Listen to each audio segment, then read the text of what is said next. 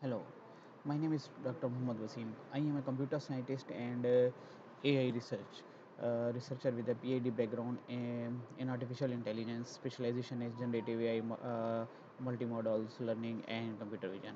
I have worked on application of AI in healthcare, including medical images and intelligence decision support system. If I had to describe my character in one word, that is a persistent.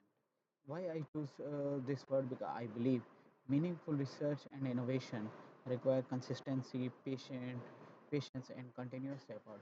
Throughout my academic and research journey, I have faced many complex challenges in AI model development and problem solving, but I always stay committed until I found solution. Persistent helped me as a grow researcher in educator and educator, and it continues to shape how I approach both learning and problem solving.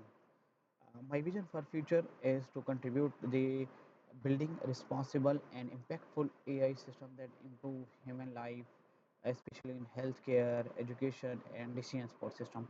I want to work on a technology that are not only advanced but also ethical, explainable, accessible to developing regions. I also aim to bridge the gap between the research and real world application by turning academic innovation into a problem solving solutions. Thank you.